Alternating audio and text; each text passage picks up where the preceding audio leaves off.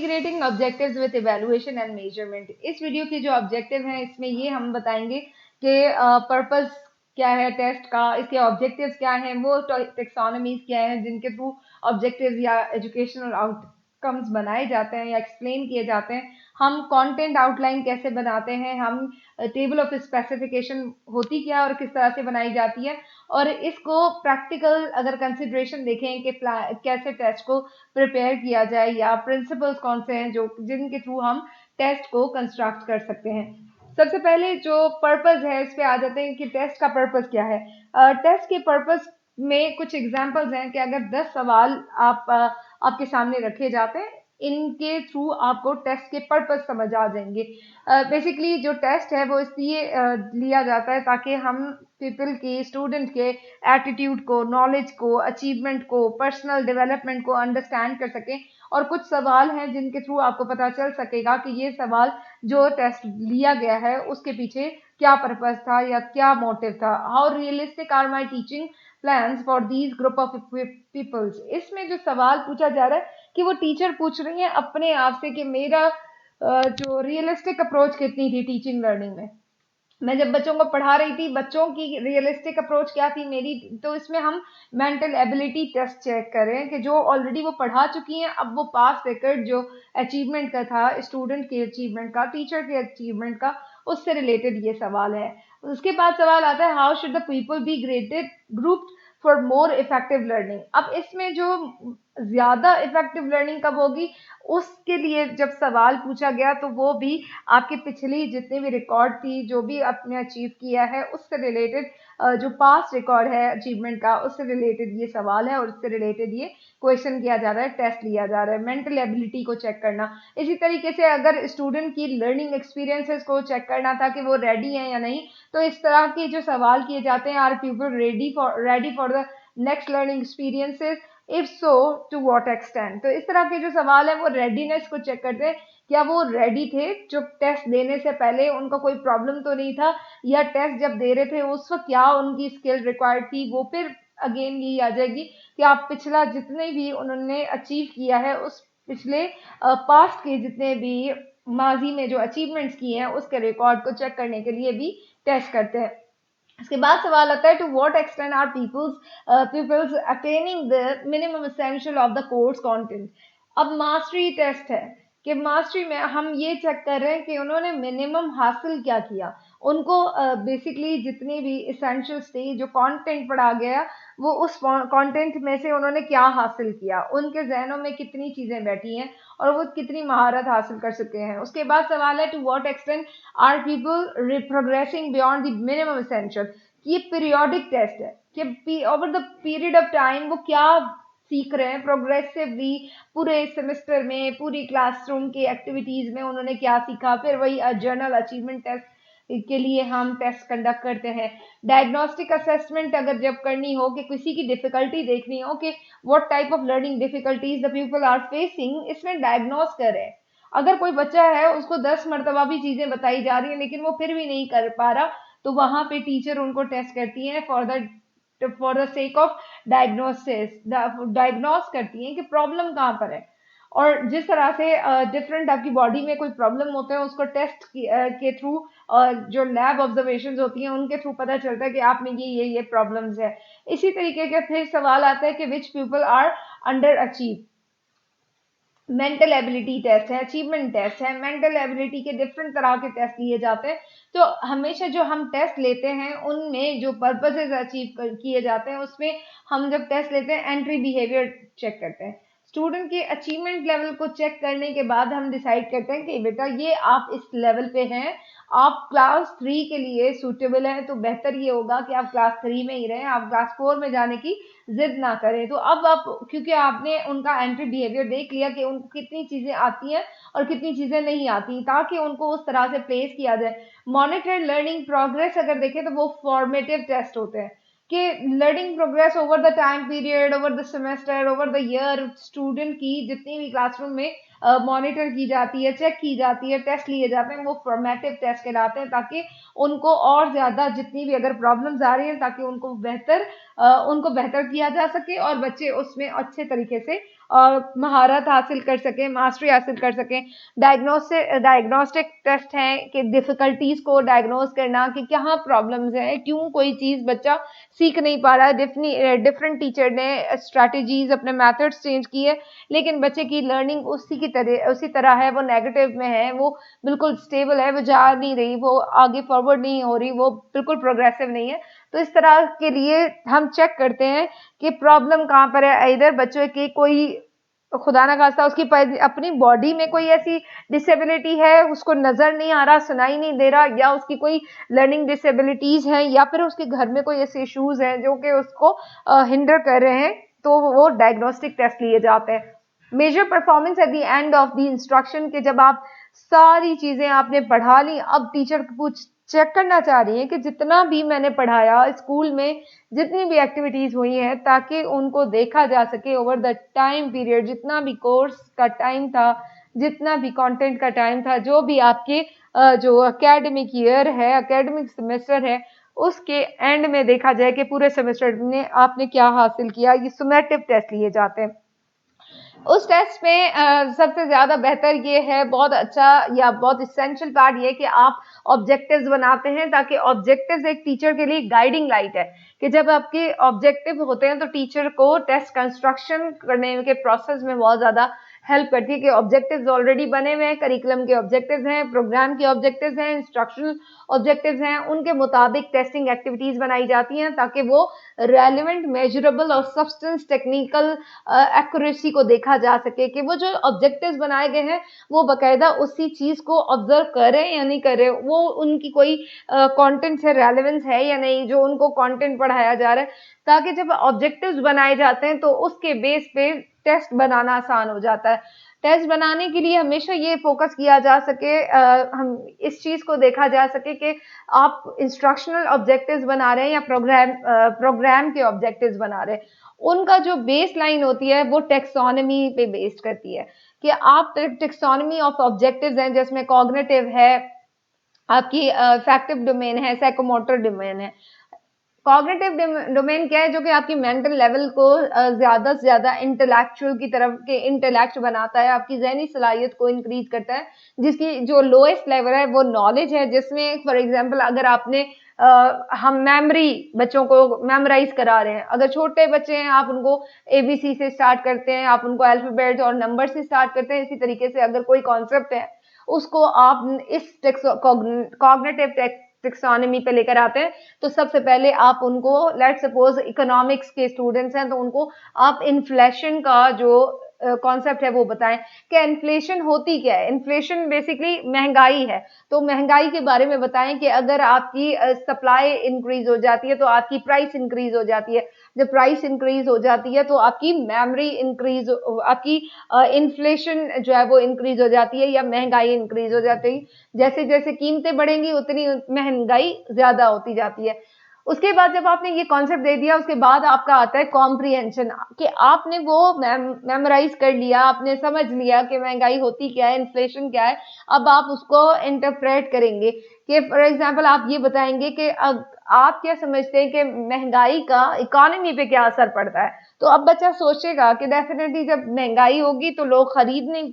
कुव्वत खरीद कम हो जाएगी, तो परचेजिंग पावर जब उनकी कम हो जाएगी तो डेफिनेटली वो प्रॉपर तरीके से अपनी जो इकोनॉमी है उसको बूस्ट नहीं कर पाएंगे, उसके लिए कोई हेल्पफुल नहीं होगा। इस तरह के टीचर्स उनको थोड़ी सी हिंट्स भी देते हैं ताकि वो कॉम्प्रीहेंड कर सकें कि इन्फ्लेशन का इकोनॉमी पे क्या असर पड़ता है। नेक्स्ट लेवल पे जो टेस्ट किया जाता है फिर वो एप्लीकेशन के किए जाते हैं कि अब आप बताएं कि आपको पता है कि ये महंगाई है, ये इन्फ्लेशन है, इसका इकोनॉमी पे ये असर पड़ता है, तो आप क्या समझते हैं कि इसके अगर वो कौन-कौन से प्रिंसिपल्स हैं जो कि इन्फ्लेशन के पाकिस्तान में करंट जो असरअंदाज रहते हैं, पाकिस्तान की इकोनॉमी में इफेक्ट क्रिएट करते हैं। करंट सिचुएशन से रिलेटेड अप्लाई किया जाता है कि आप बताएं किस कहाँ-कहाँ पे कौन सी ऐसी जो कमोडिटीज हैं जिसकी वजह से महंगाई ज्यादा बढ़ रही है, वो कौन से फैक्टर्स हैं जिसकी वजह से पाकिस्तान में महंगाई का एलिमेंट और ज्यादा इंक्रीज हो रहा है। फिर उसके बाद जो लेवल आता है इंक्रीज होते जाते हैं लेवल्स, आपके नॉलेज, कॉम्प्रिहेंशन, एप्लीकेशन के बाद एनालिसिस के उसमें आ जाते हैं, जहाँ पे आप स्टूडेंट्स को ये करते हैं कि आप अपनी जितनी भी नॉलेज है उसको ब्रेक करें। अब आप 3 कोई भी प्लान्स बताएं कि आप किस तरह से जो महंगाई को खत्म करने के या इन्फ्लेशन को रिड्यूस करने के आप कौन कौन से प्लान्स बना सकते हैं, कि वो कौन से तरीके हैं जिनके थ्रू हम महंगाई को खत्म कर सकते हैं या कम कर सकते हैं। उसके बाद आप सिंथेसिस पे आ जाएं कि अब आप स्टूडेंट से कहें कि जैसे कि आपने 3 प्लान भी बना दिए, आपको ये पता है कि इन्फ्लेशन होता क्या है, अब आप ये बताएं कि ये प्लान्स जब हम यूज करेंगे तो उसको कैसे डेवलप किया जा सकेगा, उसको किस तरह से हम इन्फ्लेशन को इंक्रीज जो पाकिस्तान है उसमें इसको रिड्यूस करवा सकेंगे। रिडक्शन के लिए और कौन कौन से वेज हो सकते हैं, या ये जो 3 आपने प्लान्स बताए हैं उनमें कौन सा बेस्ट है। उसके बाद इवैल्यूएशन पे आ जाएं कि अब आप बताएं कि ये जो क्रिटिकली कि किस तरह से पूरे ओवरऑल ये पूरा प्रोसेस होता है, किस तरह से इन्फ्लेशन होती क्या है, उसको इंक्रीज कैसे होती है, उसके बाद उसमें वो कौन से फैक्टर्स होते हैं और इकोनॉमी पे कैसे असरअंदाज होते हैं, और एक प्रॉपर तरीके से एक हमें प्लान बना के दें, एक फ्रेमवर्क बना के दें जिसके थ्रू हम ये अंडरस्टैंड कर सकें या ये इम्प्लीमेंट कर सकें कि आप इकोनॉमी में अपना हिस्सा रखें और इन्फ्लेशन को कैसे हम रिड्यूस कर सकते हैं। तो इस तरह का कोई प्लान जो है वो प्रपोज करें। तो ये इवैल्यूएशन का लेवल आ जाता है। कॉग्निटिव के बाद जो डोमेन आती है, जो कि टीचर्स को फोकस करना होता है ऑब्जेक्टिव्स बनाते वक्त, वो इफेक्टिव डोमेन है। जब ये हम सारे जितने भी जितनी टेक्सोनॉमीज हैं वो इसलिए बनाते हैं ताकि हम टेस्ट अच्छा बना सकें, बच्चों को टेस्ट प्रॉपर तरीके से कर सकें, किस लेवल पे हम टेस्ट कर रहे हैं। तो उसके लिए ये डोमेन्स को अंडरस्टैंड करना बहुत जरूरी है। इफेक्टिव डोमेन जो कि हम इसको हार्ट से रिलेटेड कह सकते हैं, उसको हम अपनी पर्सनालिटी का हिस्सा भी बना सकते हैं। इसमें जो कैटेगरीज हैं उसमें सबसे पहले कैटेगरी जो लोएस्ट कैटेगरी है वो रिसीविंग की आती है। जब आपसे टीचर कोई बात कर रही होती है और आपको कोई टीचर्स जो नया लेक्चर बता रही हैं, कोई नया आपको कोई यूनिट पढ़ा रही हैं, वो यूनिट आपका पोएम से रिलेटेड है, पोम है, या कोई उसमें पोएट्री से रिलेटेड है, तो टीचर्स उनको इस तरह से स्टिमुलाई करेंगी। टीचर्स उनसे पूछेंगी कि आपको कौन सा सॉन्ग अच्छा लगता है, आपको कौन सी पोएट्री अच्छी लगती है, आपको कुछ, आप उनकी विलिंगनेस, अवेयरनेस क्रिएट करेंगे, उनको रेडी करेंगे। जब स्टूडेंट रेडी हो जाएंगे तो वो रिसीविंग के जो कैटेगरी है उसमें आ जाते हैं, और फिर वो अटेंटिवली टीचर की उस पोएम को जो वो टीचर पढ़ रही हैं वो सुन रहे होते हैं। उसके बाद जब वो सुन लेते हैं, उसके बाद टीचर्स उनसे कहती हैं कि अब आप मुझे कुछ क्वेश्चंस के आंसर दें कि जो अभी हमने पोम पढ़ी उसमें आपको क्या क्या चीजें समझ आई, कि ऑथर क्या कहना चाह रहे हैं, और इसमें कौन कौन से स्टैंजास थे, कितने स्टैंजास थे। इस तरह से सवाल पूछेंगे ताकि आप ये देख सकें कि स्टूडेंट्स ने प्रॉपर तरीके से उसको रिसीव किया है। और फिर जब वो रिस्पॉन्ड कर देंगे, उसके बाद जो थर्ड लेवल आती है दैट इज वैल्यूइंग। इसमें आप देखेंगे कि बच्चे जो है वो किसी एक फिनोमिना को, उस पर्टिकुलर जो भी बिलीफ है, जो भी उन्होंने सीखा है, लेट्स सपोज यहाँ हम पोइट्री की बात करें, उन्होंने कुछ और भी सीखा होगा, तो उसको अपने बिहेवियर में लेकर आते हैं कि वो फ्री टाइम पे बैठे और फ्री टाइम में जाके लाइब्रेरी में या कहीं पे भी वो उनको बुक खोल के पोइट्री पढ़े। जब वो पोइट्री पढ़े दैट मीन्स कि उन्होंने उस चीज को वैल्यू दिया और उन्होंने टीचर के उस बिहेवियर को अपना बिहेवियर लेकर आए। उसके बाद ऑर्गेनाइजिंग की जो स्टेज आती है, जहाँ पे बच्चे लाइब्रेरी में जाते हैं और जाके देखते हैं कि पोइट्री की कौन कौन सी बुक्स पढ़ी हुई हैं, ताकि हम फ्री टाइम पे जो भी उनको लाइब्रेरी का टाइम मिलता है, लाइब्रेरी की क्लास मिलती है, तो उसमें वो पोइट्री को पढ़ते हैं। इसमें ऑर्गेनाइज करते हैं अपनी जितनी भी जो इतने भी उनकी पर्सनालिटी का एलिमेंट था, जहाँ पे उन्होंने पहले टीचर से सुना, उनको वहां से इंटरेस्ट हुआ और रिस्पॉन्स दिया, फिर उन्होंने इंडिविजुअली उसको पढ़ना शुरू किया। लाइब्रेरीज में स्पेशली जाके उन्होंने पोइट्री की बुक्स को डिग आउट किया और वहां पे उनको पढ़ना स्टार्ट किया। फिर कैरेक्टराइज में कि जो हायर लेवल आ जाता है कि जहाँ पे वो जो बच्चा है या स्टूडेंट है वो हमेशा पोइट्री पढ़ते हुए नजर आता है, या हर बात पे उसको पोइट्री याद आ जाती है, हर बात पे वो पोइट्री बनाना स्टार्ट हो जाता है। दैट मीन्स कि उसने अपने कैरेक्टर में कैरेक्टराइज कर दिया है उस पर्टिकुलर डोमेन को। उसके बाद जो डोमेन आती है दैट इज साइकोमोटर डोमेन। जिसमें सबसे पहले आप कोई ना कोई चीज परसीव करते हैं। टीचर्स आपको सब्जेक्ट्स हैं, कोई भी चीज है, क्वालिटीज हैं, रिलेशंस हैं, वो परसीव करवाने के लिए जितनी भी एफर्ट्स करते हैं वो आप स्टार्ट करते हैं। और परसीव आप अपने सेंस ऑर्गन से करते हैं, या आप टच करके करते हैं, या आप मेंटली सोच के करते हैं, या फिर आप कोई एक्टिविटी करके उसको परसीव करते हैं। उसके बाद आता है सेट का एलिमेंट या सेट की कैटेगरी। सेट कैटेगरी में आप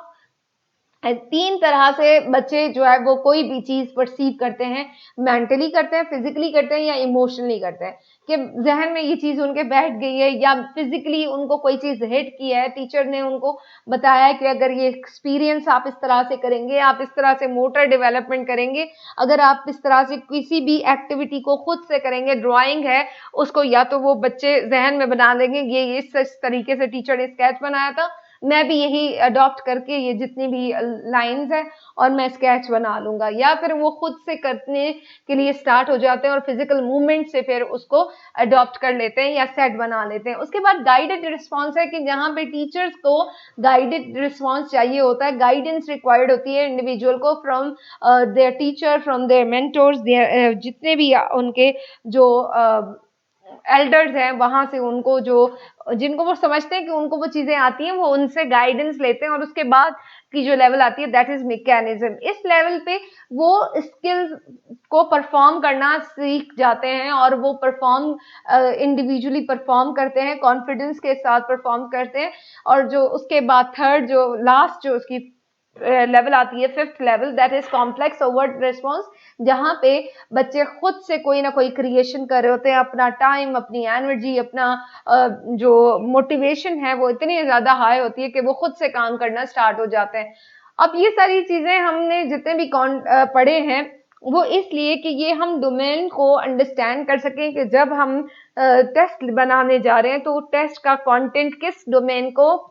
टेस्ट करने जा रहा है या असेस करना जा रहा है। कंटेंट ऑन आउटलाइन में आप सबसे पहले कंटेंट की आउटलाइन बनाएंगे कि कौन से सबक को, कौन से यूनिट को आपने टेस्ट करना है, और उससे रिलेटेड कंटेंट और आउटलाइन में सबसे पहले आप ऑब्जेक्टिव्स को आइडेंटिफाई करेंगे, एजुकेशनल ऑब्जेक्टिव्स, और आपके एजुकेशनल आउटकम्स को, ऑब्जेक्टिव्स को कंपेयर करेंगे कि आपके ऑब्जेक्टिव्स क्या थे और आपके एजुकेशनल आउटकम्स क्या है, इंस्ट्रक्शनल आउटकम्स क्या है। उसके बाद आप स्पेसिफिकली इन थ्री जो डोमेन्स हैं, साइकोमोटर, कॉग्निटिव, इफेक्टिव डोमेन, उनको जहन में रखने के बाद ऑब्जेक्टिव्स बनाएंगे। ऑब्जेक्टिव्स बनाने के बाद उनको सब हेडिंग्स में डिवाइड किया जाएगा, टॉपिक्स को सब हेडिंग में डिवाइड करने के बाद उनको कंपेयर किया जाएगा कि कितनी ऑब्जेक्टिव्स में स्पेसिफिकली जो आपने बनाए हैं वो उनकी सब हेडिंग्स को आपस में कंपेयर किया जाएगा, और उसकी बाउंड्री बनाने के बाद आप टेस्ट को स्टार्ट करते हैं। टेस्ट बनाने से पहले आप टेबल ऑफ स्पेसिफिकेशन बनाते हैं कि आप कौन से लेवल को मेजर करना चाह रहे हैं, आप कौन से एरिया को मेजर करना चाह रहे हैं, और कितना परसेंट किस चीज को आप वेटेज देते हैं। आप मेंटल एबिलिटी स्टूडेंट की चेक करना चाहते हैं, फिजिकल एबिलिटी या इमोशनल एबिलिटी को चेक करना चाह रहे हैं, तो इन तीनों एबिलिटीज को अगर चेक करना चाह रहे हैं तो उसके लिए आप उसकी कैटेगरी रखेंगे कि कितने परसेंट में कौन कौन सी चीजें रखूंगा और कौन सी चीजें नहीं रखनी है। टेबल ऑफ स्पेसिफिकेशन में हमेशा आप एक कैटेगरी बनाते हैं कंटेंट एरिया की, और उसके बाद आप ऑब्जेक्टिव्स की कैटेगरीज बनाते हैं। कंटेंट एरिया में लेट्स सपोज फूड है, क्लोथिंग है, ट्रांसपोर्टेशन है, इस तरह की जितनी भी चीजें हैं। अब आप बताएंगे कौन से लेवल का क्वेश्चन, कितने क्वेश्चन किस लेवल के होने चाहिए। जैसे कि अगर फूड है उसमें आप नोज कॉमन टर्म्स, कि बच्चे को कॉमन टर्म्स आती हैं फूड से रिलेटेड, स्पेसिफिक फैक्ट्स कितने आते हैं उससे रिलेटेड मैं 6 क्वेश्चन पूछूंगी, और अंडरस्टैंड्स प्रिंसिपल एंड जनरलाइजेशंस उससे रिलेटेड 2 सवाल पूछेंगे। इस तरह से 10 क्वेश्चन जो है वो फूड के होंगे, 10 क्लोथिंग के, 10 ट्रांसपोर्टेशन के, या 15 ट्रांसपोर्टेशन के, कम्युनिकेशन के। इस तरह से आप डिवाइड कर लेते हैं, और फिर आपकी 100 मार्क्स का जो क्वेश्चन है, जो टेस्ट है, वो इस तरह से डेवलप किया जाता है कि पूरे यूनिट में आपने जो बच्चों को पढ़ाया है तो बच्चों को डिफरेंट चीजें पढ़ाई हैं, और उनमें क्या चीजें बहुत ज्यादा इंपॉर्टेंट हैं जो कि असेस की जा सकती हैं। प्लान किया जाता है जब आप टेस्ट को, तो सबसे पहले आप टेस्ट के पर्पस को डिटरमिन करें कि पर्पस क्या है आपका। आप बच्चे की ज़हनी सलाहियत देखना चाहते हैं, फिजिकल सलाहियत देखना चाहते हैं, इमोशनल सलाहियत देखना चाहते हैं, आप उसकी प्रैक्टिकलिटी देखना चाहते हैं, क्या देखना चाहते हैं, तो आपका जो टेस्ट है वो एक तो वैलिड होना चाहिए, वो ही चीज आपके टेस्ट में होनी चाहिए जो मेजर कर रहे हैं, उसी उसका जो टूल है वो उसी चीज को मेजर करे जिसके लिए वो बनाया गया है। अगर आप इस्लामियात का टेस्ट ले रहे हैं तो उसमें बीच में साइंस की कोई बात नहीं होगी, अगर आप साइंस की का टेस्ट ले रहे हैं तो उसमें इस्लामियात की कोई बात नहीं होगी। रिलायबिलिटी अगर आप चेक कर रहे हैं तो रिलायबिलिटी भी वो ये है कि आप ओवर द टाइम पीरियड उसको कंटिन्यूसली जब टेस्ट लेते हैं तो वो आपको सेम रिजल्ट दे।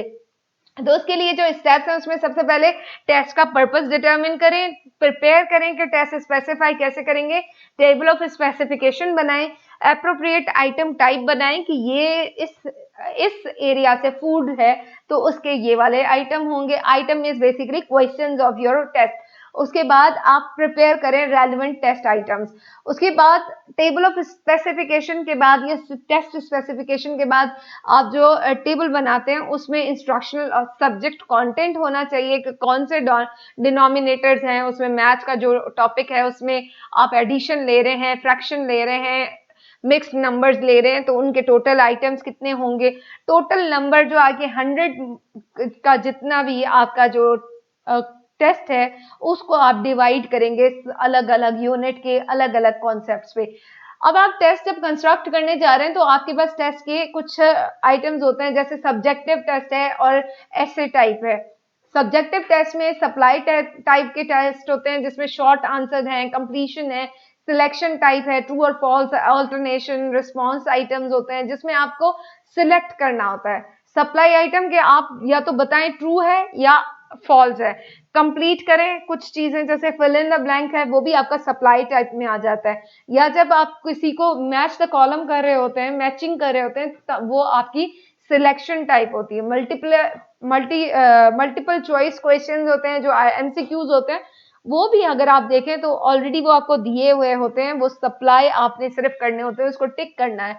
और ऐसे टाइप के जो क्वेश्चंस हैं वो भी दो तरह के, एक्सटेंडेड रिस्पांस और रिस्ट्रिक्टेड रिस्पांस। एक्सटेंडेड रिस्पांस वो क्वेश्चंस होते हैं जिसमें कोई आपको लिमिट नहीं बताएगी कि कितने टाइम का ये पेपर है, कितने टाइम की आपने रिस्पांस देना है, बस आपको क्वेश्चंस दे दिया गया है और उसमें बता दिया है कि 20 मार्क्स का ये पेपर, ये क्वेश्चन है। रिस्ट्रिक्टेड रिस्पांस वो आइटम्स होते हैं जिसमें जो क्वेश्चंस पूछे जाते हैं कि इसका आंसर आप इतने लाइनों में दें और इतने जो है वो इसको इससे ज्यादा, इतने वर्ड से ज्यादा नहीं होना चाहिए। जो आपको रिस्ट्रिक्ट कर दिया जाता है वर्ड्स पे, लाइंस में या पेजेस पे, उसको रिस्ट्रिक्टेड रिस्पांस आइटम्स कहा जाता है। इससे रिलेटेड कोई भी आपके क्वेश्चंस हैं तो आप कमेंट बॉक्स में पूछ सकते हैं, आप मुझसे आपको कंटेंट रिक्वायर्ड है तो वो भी आप हासिल कर सकते हैं, पूछ सकते हैं। और इन पूरी इस प्रेजेंटेशन में जितने भी कुछ टाइपो एरर्स हैं, कुछ जो है वो ग्रामेटिकल एरर्स हैं, तो आप उनको जो है वो एक्सक्यूज कर दीजिएगा क्योंकि वो ऑलरेडी कहीं से अडॉप्ट किए गए हैं, इसलिए जो है वो इस तरह से बनाए गए।